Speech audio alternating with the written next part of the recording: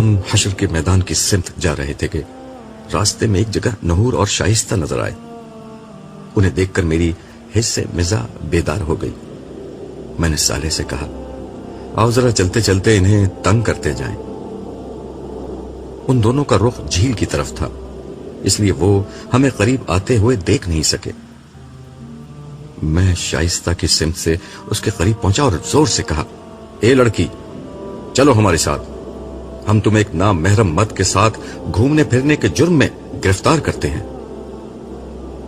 شائستہ میری بلند آواز اور سخت لہجے سے ایک دم گھبرا کر پلٹی, تاہم نحور پر میری بات کا کوئی اثر نہیں ہوا.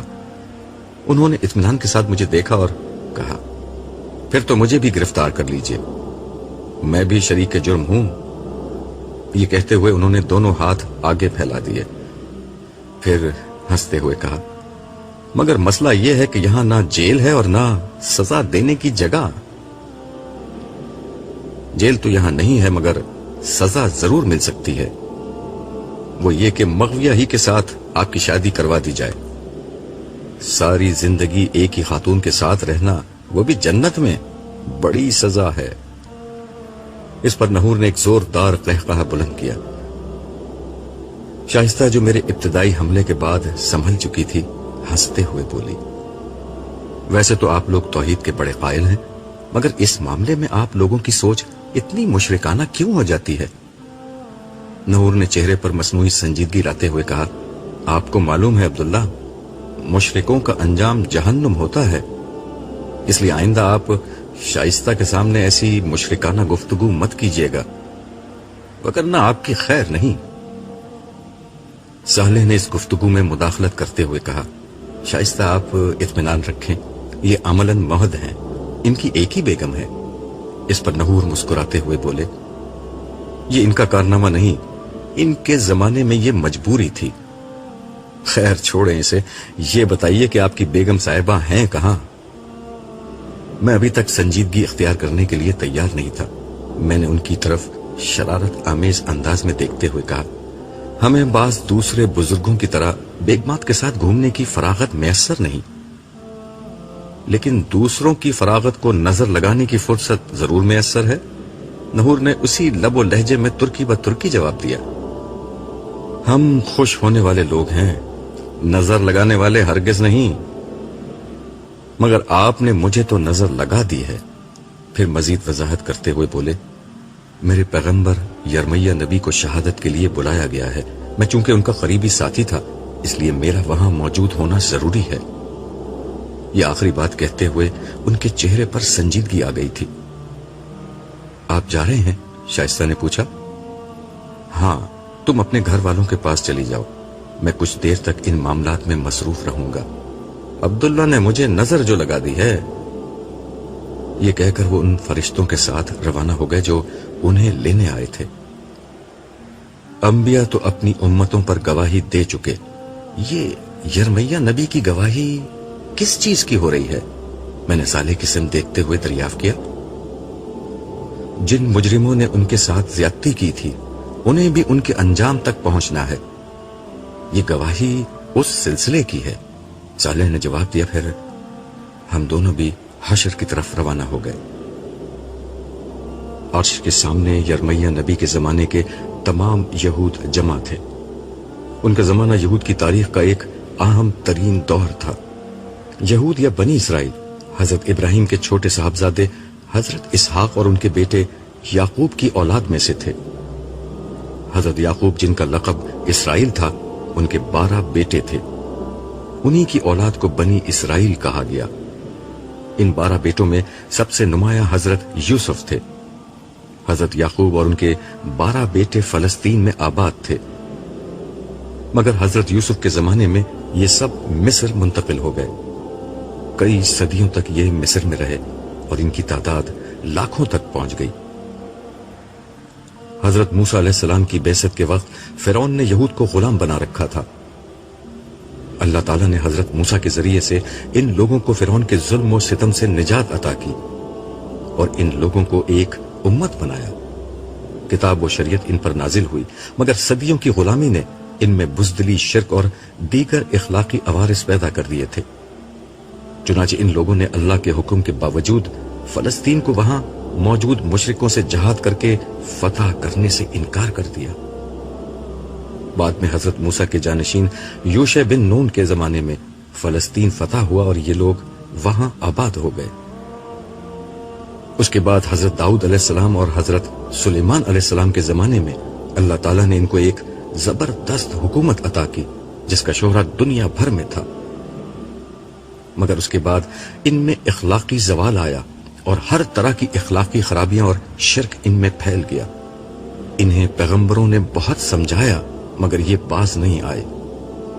नतीजन इन पर महकूमी मुसल्लत कर दी गई। इर्द गिर्द की अक़वाम ने इन पर पे दर पे हमले करके इनकी सल्तनत को बहुत कमजोर कर दिया। जिस वक्त हजरत यरमिया की बेइज्जत हुई, बनी इसराइल इस दौर की अजीम सुपर पावर इराक की आशूरी सल्तनत और उसके हुक्मरान बख्त नसर के बाजगुजार थे। उस दौर में बनी इसराइल का इखलाकी जवाल अपनी आखिरी हदों को छू रहा था। इनमें शिर्क आम थी, जना मामूली बात थी। अपने हम मजहबों के साथ ये लोग बदतरीन जुल्म और सितम का मामला करते। सूदखोरी और गुलामी की लानतें आम थीं। एक तरफ इखलाकी पस्ती का ये आलम था और दूसरी तरफ सियासी उमंगें उरूज पर थीं। हर तरफ बख्त नसर के खिलाफ नफरत का तूफान उठाया जा रहा था। उनके मजहबी और सियासी लीडरों की सारी तवज्जो इस बात की तरफ थी कि इस सियासी महकूमी से निजात मिल जाए। कौम की इस्लाह, इखलाकी तामीर, ईमानी कुव्वत जैसी चीजें कहीं जेर बहस ना थीं। मजहब के नाम पर ज़वाहिर का जोर था। ईमान और इखलाक और अमले साले की कोई वक़्त न थी। ऐसे में हजरत यरमिया उठे और उन्होंने पूरी कुव्वत के साथ ईमान और इखलाक की सदा बुलंद की। उन्होंने अहले मजहब और अहले सियासत को उनके रवैये पर तनकीद का निशाना बनाया। उनकी इखलाकी कमजोरियों, शिर्क और दीगर जराइम पर उन्हें तंबीह की। इसके साथ साथ आपने अपनी कौम को सख्ती से इस बात पर मुतनब्बे किया कि वो बख्त नसर के खिलाफ बगावत का ख्याल दिल से निकाल दें।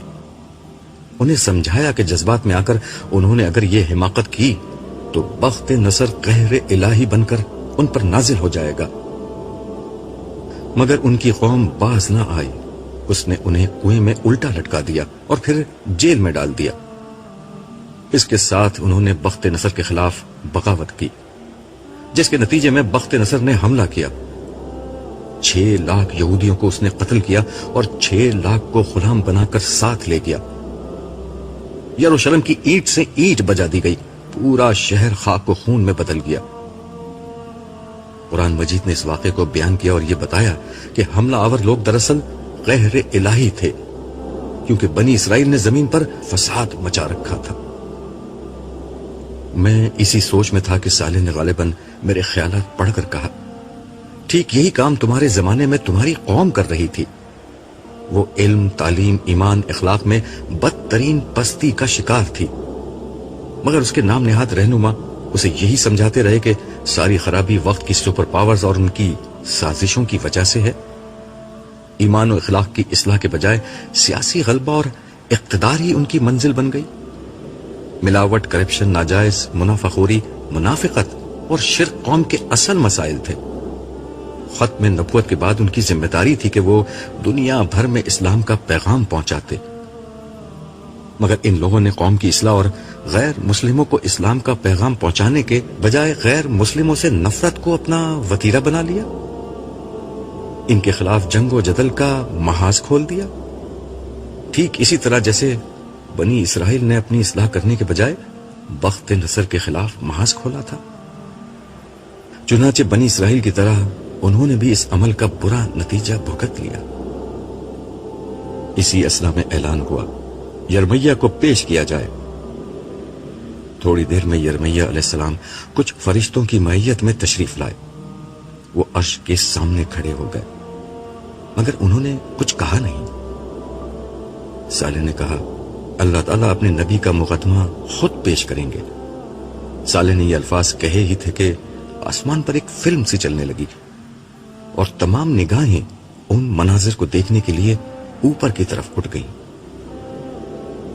ये एक अजीम तबाही का मंजर था।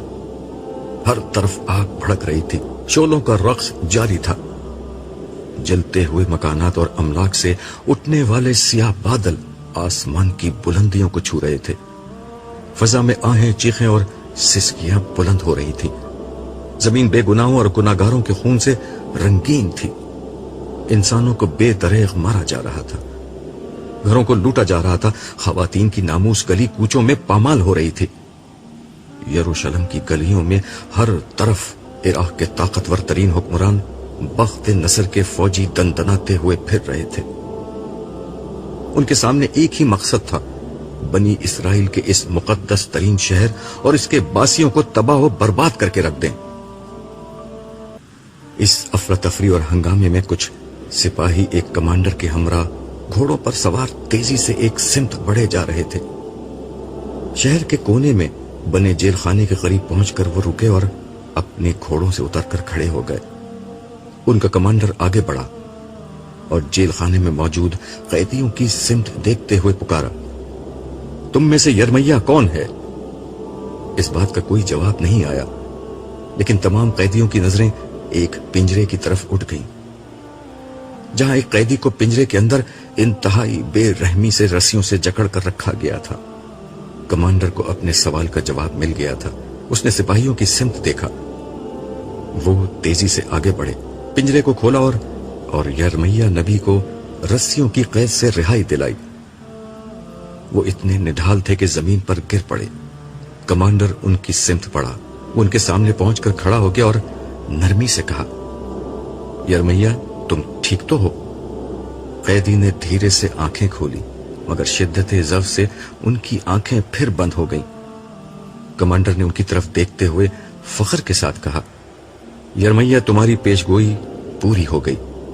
ہمارے بادشاہ بخت نصر شاہ عراق نے یروشلم کی اینٹ سے اینٹ بجا دی. آدھی آبادی قتل ہو چکی ہے اور آدھی آبادی کو ہم غلام بنا کر اپنے ساتھ لے جا رہے ہیں. مگر تمہارے لیے بادشاہ کا خصوصی حکم ہے کہ تمہیں کوئی نقصان نہ پہنچے. تم ایک سچے آدمی ہو. تم نے اپنی قوم کو بہت سمجھایا مگر وہ باز نہ آئی، اور اب اس نے اس کی سزا بھگت لی. یہ کہہ کر وہ پیچھے مڑا اور اپنے سپاہیوں کو حکم دیا، یرمیہ کو چھوڑ دو اور باقی قیدیوں کو قتل کر دو. اس کے بعد اس شہر کے آدمیوں کے لہو سے اپنی پیاس بجھاؤ اور ان کی عورتوں سے اپنے خون کی گرمی کو ٹھنڈا کرو. جو چیز ہاتھ آئے اسے لوٹ لو اور جو باقی بچے اسے آگ لگا دو. قیدیوں کو قتل کر دیا گیا اور سپاہی لوٹ مار کے لیے دوسری سمتوں میں نکل گئے. یرمیہ علیہ السلام پوری قوت مجتمع کر کے اٹھے اور پنجرے کی دیوار کا سہارا لے کر بیٹھ گئے. ان کی آنکھوں کے سامنے ان کا شہر جل رہا تھا. ان کے جسم کا جوڑ جوڑ دکھ رہا تھا، مگر اس سے کہیں زیادہ درد انہیں اپنی قوم کی ہلاکت کا تھا. پھر اسکرین پر ان کی زندگی اور ان کے دور کے کئی مناظر ایک ایک کر کے سامنے آنے لگے. وہ قوم کے اکابرین اور عوام کو سمجھا رہے تھے، مگر ان کی بات کوئی نہیں سن رہا تھا. ان کی قوم عراق کے سپر پاور بادشاہ اور آشوریوں کے زبردست حکمران بخت نصر کے تابع تھی. سالانہ خراج بخت نصر کو بھیجنا ہی ان کی زندگی اور عافیت کا سبب تھا. اس غلامی کا سبب وہ اخلاقی پستی تھی جو قوم کے رگ و پہ میں سرایت کر گئی تھی.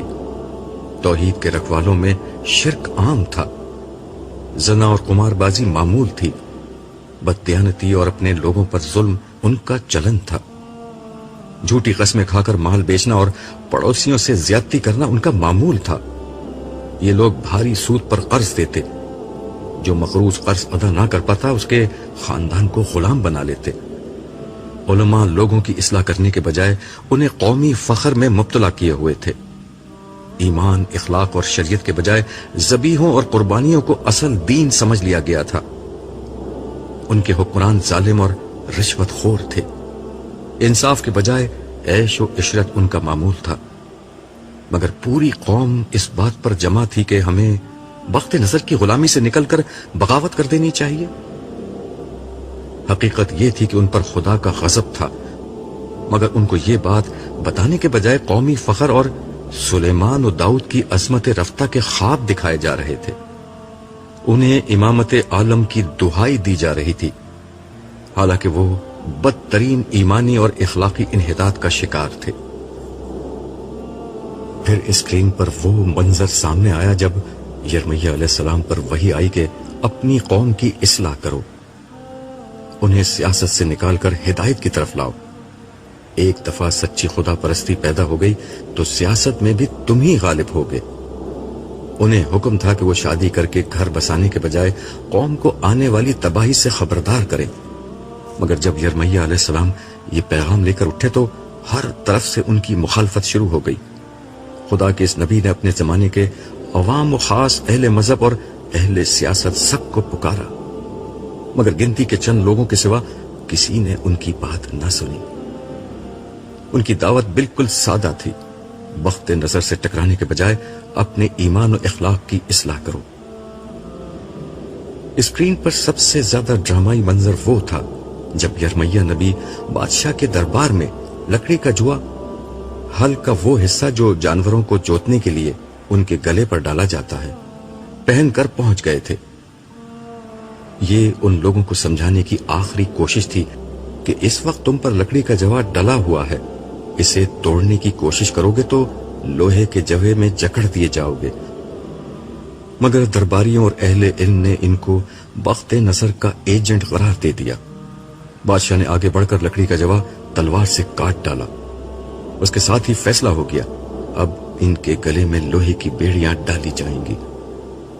اللہ کے اس نبی کو بخت نصر کا ایجنٹ قرار دے کر بطور سزا پہلے کنویں میں الٹا لٹکایا گیا اور پھر ایک پنجرے میں باندھ دیا گیا۔ بخت نصر کے خلاف بغاوت کر دی گئی۔ جواب میں بخت نصر عذاب الہی بن کر ٹوٹ پڑا۔ پھر اسکرین پر وہی پہلا منظر آ گیا جب عذاب کی بارش سے یروشلم نہا رہا تھا۔ یرمیہ علیہ السلام نے آنکھیں کھول کر ارد گرد پڑی بے گور و کفن لاشوں اور چاروں طرف رقصہ تباہی کے منظر پر ایک نظر ڈالی اور بلند آواز سے کہا، میں نے تم لوگوں کو کتنا سمجھایا، مگر تم نے سیاسی شعبدہ بازوں اور متعصب جاہل مذہبی لیڈروں کی پیروی کو پسند کیا۔ تم حق و باطل کے معاملے میں غیر جانبدار رہے، تم معاشرے کی خیر و شر اور خدائی احکام سے بے نیاز ہو کر زندگی گزارتے رہے۔ آخرکار اس کی سزا سامنے آ گئی۔ پھر یرمیہ نے آسمان کی طرف نظر اٹھائی اور دھیرے سے بولا، عدل کامل کا دن آئے گا، ضرور آئے گا، مگر کچھ انتظار کے بعد۔ اس کے ساتھ ہی منظر ختم ہو گیا۔ ایک زوردار ڈانٹ فضا میں بلند ہوئی۔ اللہ تعالیٰ کا غصہ اپنے عروج پر تھا۔ ان کے نبی کے ساتھ جو کچھ بنی اسرائیل نے کیا تھا، اس کی جو سزا بخت نصر کی صورت میں انہوں نے بھگتی تھی، وہ بہت معمولی تھی۔ اصل سزا کا وقت اب آیا تھا۔ حکم ہوا کہ ہر اس شخص کو پیش کیا جائے جو کسی درجے میں بھی یرمیہ کے ساتھ کی گئی اس زیادتی میں شریک تھا۔ بادشاہ، عمرا اور مذہبی لیڈروں کا وہ گروپ پیش ہوا جو اس سانحے کا ذمہ دار تھا۔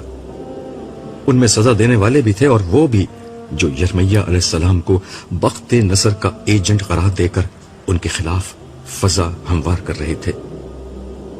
ان سب کے لیے جہنم کا فیصلہ سنا دیا گیا۔ پھر اس کے بعد ایک ایک کر کے اس زمانے کے عوام کا احتساب شروع ہوا۔ نبی کے مجرموں کا احتساب جس طرح ہونا چاہیے تھا ویسے ہی ہوا، اور ہر مجرم کے لیے بدترین سزا کا فیصلہ ہو گیا۔ میں اس دفعہ حشر میں دیر تک کھڑا رہا اور لوگوں کا حساب کتاب دیکھتا رہا۔ سچی بات یہ ہے کہ اس سے قبل میں نے چند ہی لوگوں کا حساب کتاب دیکھا تھا، مگر اب اندازہ ہو رہا تھا کہ اللہ تعالیٰ انتہائی مکمل اور جامع حساب کر رہے ہیں۔ ہر شخص کے حالات، اس کے ماحول اور اس کی تربیت اور پرورش کے نتیجے میں بننے والی نفسیات کی روشنی میں اس کے اعمال کا جائزہ لیا جا رہا تھا۔ لوگوں نے رائی کے دانے کے برابر بھی عمل کیا تو وہ ان کی کتاب اعمال میں موجود تھا۔ ان کی نیت، محرکات اور اعمال، ہر چیز کو پرکھا جا رہا تھا۔ فرشتوں کا ریکارڈ، دیگر انسان اور در و دیوار، اور سب سے بڑھ کر انسان کے اپنے اعضاء گواہی میں پیش ہو رہے تھے۔ ان سب کی روشنی ہی میں کسی شخص کے ابدی مستقبل کا فیصلہ سنایا جاتا۔ یوں इंसान पर राई के दाने के बराबर भी जुल्म नहीं हो रहा था। जिसको मुआफ करने की जरा भी गुंजाइश होती उसे मुआफ कर दिया जाता। अल्लाह ताला के अदले कामिल और रहमत कामिल का ऐसा ज़हूर था कि अल्फाज इसे बयान करने से कासिर है। मैं इसी हाल में था कि सालेह ने मेरे कान में सरगोशी की। नाइमा बड़ी शिद्दत से तुम्हें ढूंढ रही है। खैरियत? मैंने दरियाफ्त किया। बड़ा दिलचस्प मामला है, बेहतर है तुम चले चलो। ये कहकर सालेह ने मेरा हाथ पकड़ा और थोड़ी ही देर में हम नाइमा के पास खड़े थे। मगर मुझे ये देखकर हैरत हुई कि नाइमा के साथ एक बहुत खूबसूरत परी पैकर लड़की खड़ी हुई थी। मैंने अपनी याददाश्त पर बहुत जोर डाला मगर मैं उसे पहचान ना सका। नाइमा ने खुद ही उसका तारुफ कराया। ये अमूरा है, इनका ताल्लुक हजरत नूह की उम्मत से है। ये मुझे यहीं पर मिली है। ये आखिरी नबी या उनके किसी नुमाया उम्मती से मिलने की ख्वाहिशमंद थी। नबी सल्लल्लाहु अलैहि वसल्लम तक तो मैं इन्हें नहीं ले जा सकती। अलबत्ता मैंने सोचा आपसे इन्हें मिलवा दूं। आखिर आप भी बड़े नुमाया लोगों में से हैं। ये कहकर वो अमूरा से मेरा तारुफ कराने लगी। इस तारुफ में जमीन और आसमान के जो कलाबे वो मिला सकती थी उसने मिलाए। मैंने बीच में मुदाखलत करके नाइमा को रोका और कहा, नाइमा मेरी बीवी है, इसी वजह से मेरे बारे में कुछ मुबालगा आमेज गुफ्तगू कर रही है। अलबत्ता उनकी ये बात ठीक है कि मैं आपको इस उम्मत के नुमाया लोगों बल्कि अपने नबी से भी मिलवा दूंगा। नाइमा को मेरी बात कुछ ज्यादा पसंद नहीं आई। वो झल्ला कर बोली, अगर मैं मुबालगा कर रही हूं तो बताएं, ये साले आपके साथ क्यों रहते हैं और ये आपको कहां कहां लेकर जाते हैं? मैंने झगड़ा खत्म करने के लिए कहा, अच्छा चलो मैंने हार मानी, लेकिन पहले अमूरा से तफसीली तारुफ तो हो लेने दो। अमूरा हंसते हुए बोली, इंसान हजारों बरस में भी नहीं बदले, बल्कि दोबारा जिंदा होकर भी वैसे ही हैं। आप दोनों वैसे ही झगड़ा कर रहे हैं जैसे मेरे अम्मा अब्बा करते थे। इनके अम्मा अब्बा से भी मेरी मुलाकात हुई है, नाइमा बीच में बोली। मगर यह उसका अगला खुशी से भरपूर जुमला था जिससे मुझे अंदाजा हुआ कि वो अमूरा से मिलकर इतना खुश क्यों है और क्यों उसने मुझे मैदान हशर से वापस बुलवाया है। अमूरा के शौहर नहीं है? मेरे अंदाज की तस्दीक सालेह ने कर दी। वो मेरे कान में बोला, नाइमा ने तुम्हारी होने वाली बहू से मिलवाने के लिए तुम्हें बुलाया है। मेरा अंदाजा बिल्कुल दुरुस्त था। नाइमा जमशेद के लिए दुल्हन ढूंढ रही थी और आखिरकार उसे कोशिश में इस हद तक कामयाबी हो चुकी थी कि लड़की उसे पसंद आ गई थी। मगर लड़के लड़की ने एक दूसरे को पसंद किया या देखा भी है, यह मुझे इल्म नहीं था। मगर नाइमा को इससे कोई ज्यादा फर्क भी नहीं पड़ता था। उसके ख्याल में उसका राजी हो जाना ही इस रिश्ते के लिए काफी था। मैंने दरियाफ्त किया, अमूरा आपके शौहर कहां हैं? अमूरा ने शर्मा कर कहा, दुनिया में सिर्फ 15 साल की उम्र में मेरा इंतकाल हो गया था। मैं बचपन ही से बहुत बीमार रहती थी। अल्लाह ताला की रहमत ने उसका ये बदला दिया कि बगैर किसी हिसाब किताब के शुरू ही में मेरे लिए जन्नत का फैसला हो गया और बाकी फैसले तुम्हारी होने वाली सास कर रही हैं, मैंने दिल ही दिल में सोचा। सालेह के चेहरे पर भी मुस्कुराहट आ गई। फिर अमूरा बोली, मुझे आप लोगों से मिलकर बहुत खुशी हुई है। जन्नत में भी हम मिलते रहा करेंगे। अच्छा अब मैं चलती हूं, मेरे अम्मा अब्बा मुझे ढूंढ रहे होंगे। नाइमा भी उसके साथ जाने के लिए मुड़ी तो मैंने कहा, ठहरो मुझे तुमसे कुछ काम है। नाइमा ने अमूरा से कहा, तुम वहीं रुको जहां हम मिले थे, मैं अभी आती हूं।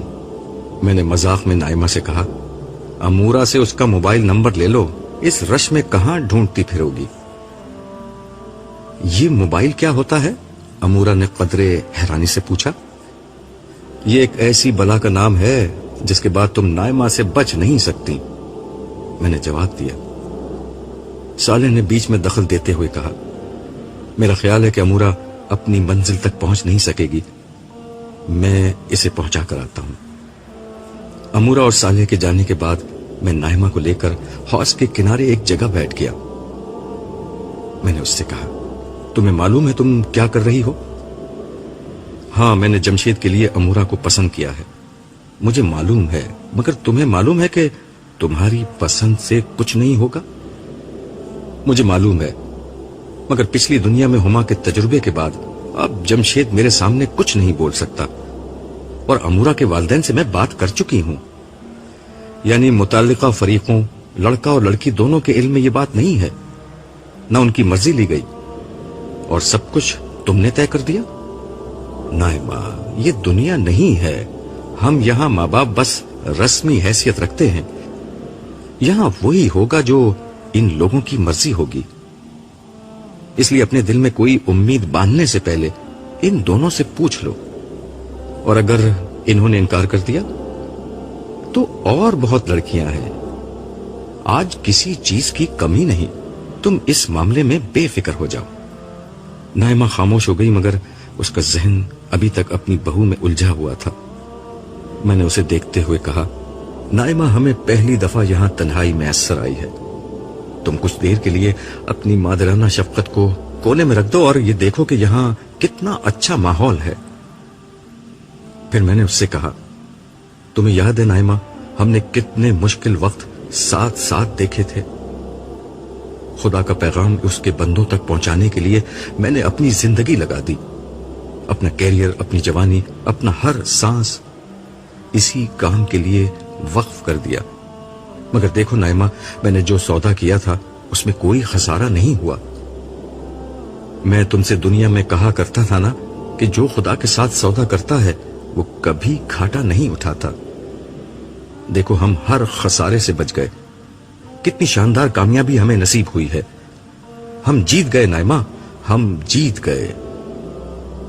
اب زندگی ہے موت ختم, اب جوانی ہے بڑھاپا ختم, اب صحت ہے بیماری ختم, اب امیری ہے غربت ختم, اب ہمیشہ رہنے والی خوشیاں ہیں اور سارے دکھ ختم. مجھے تو اب کوئی دکھ یاد بھی نہیں آ رہا. ہاں, آج کسی جنتی کو نہ دنیا کا کوئی دکھ یاد ہے اور نہ کسی جہنمی کو دنیا کا کوئی سکھ یاد ہے. دنیا تو بس ایک خیال تھی, خواب تھا, افسانہ تھا, سراب تھا. حقیقت تو اب شروع ہوئی ہے, زندگی تو اب شروع ہوئی ہے.